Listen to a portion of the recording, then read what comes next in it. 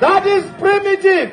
Vakomana veZANU-PF nevasikana veZANU-PF, dzidzaiwo patiri kuti hondo patakarwa hatina kuita hondo yekuti hondo pakati pedu, hondo yanga kurwa nemuchena, kwete kuti hondo urwe nemwana wamai vako kana kurwa nemukoma wako kana kupisira vanhu musha kana kukanganisa vanhu.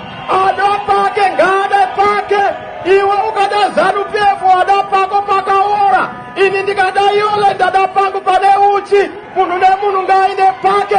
Sarura wako kade adaya. Ade ndoro chena. Azarura Mnangagwa, wazarura Namo, wazarura Chamisa, wazarura Rugare, wazarura Mfaro.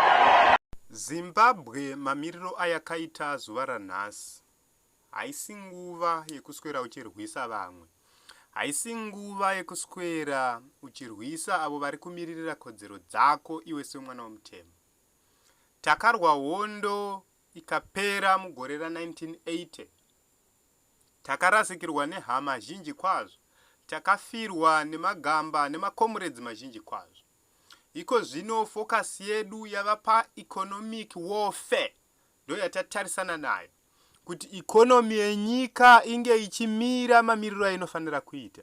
GMB ngaichitanga kubatanidza chibage chema-subsistence farmers chichipinda mu-international market varimi vachibenefita. Kotko ngaichitanga kutora donje revarimi richitanga kubenefishietwa varimi vatange kubenefita. TIMB ngaichitanga kutora fodya yevarimi yotengeswa ne-world market price varimi vachibenefita.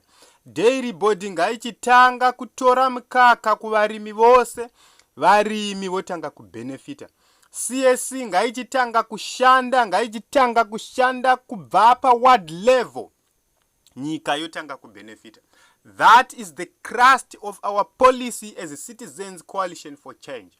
That is the crust of the formation of the youth movement ichitungamirirwa naAdvocate Nelson Chamisa. Izvozvo ndizvo zvinhu zvatakatarisira kuitira kuti tizadzise ma-liberation struggle values and principles zvakafirwa nevana vakasiyana-siyana vakasara mumasango. Kusvika zuva ranhasi mandate yedu ndeyekuona kuti upfumi hwenyika hwachengetedzwa, land yadzoka mumaoko evanhu vatema. Land haingodzoki mumaoko evanhu vatema pasina economic assistance, pasina economic resuscitation, pasina chinooneka within the economic markets. Our mandate is to make sure that every village is participating in the economic building of Zimbabwe. A lot of people will ask, vachamisa plan yavo ndeipi? Vachamisa plan yavo iri simple. Plan number 1 yavachamisa ndeye kumeka sure kuti domestic direct investment yasupportwa to the fullest. Ndicho chinhu chekutanga. Zvichireva kuti ma-investors edu emuno munyika yeZimbabwe achakosheswa kudarika ma-investors ekunze. Zvichireva kuti mari icharamba ichitenderera within the borders of Zimbabwe. Zvichireva kuti mari icharamba ichitengerera muhomwe dzevana veZimbabwe isati yabuda kunze. Tichibva ipapo tine urongwa hwekuti mumawadi ese tipedze iyo yatinoti food poverty, kubvisa nhamo yechikafu kuchaita kuti vanhu vatange kufunga beyond thinking about food.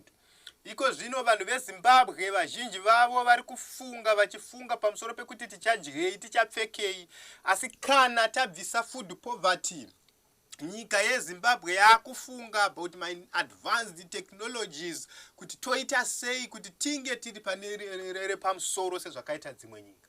Ndiro danho ratava kutora. Youth empowerment is our trajectory yatatora as Citizens Coalition for Change, iyo iri kufanira kubudirira pasina kufoira. Change is coming to the nation of Zimbabwe. Kana muchinzwa pamusoro pe-CCC, CCC is a political organization yauya kuzobatanidza vanhu veZimbabwe. Vanhu veZimbabwe vanga vakapatsanurwa kwenguva yakareba. Vachamisa vari kuti ngatibatanei, ngatishandirei pamwe chete. Hapana chaunofanira kurovera hama yako, hapana chaunofanira kuvengera hama yako. Ngatiendei payellow, ndipo pane uchi, ndipo pane napitapi.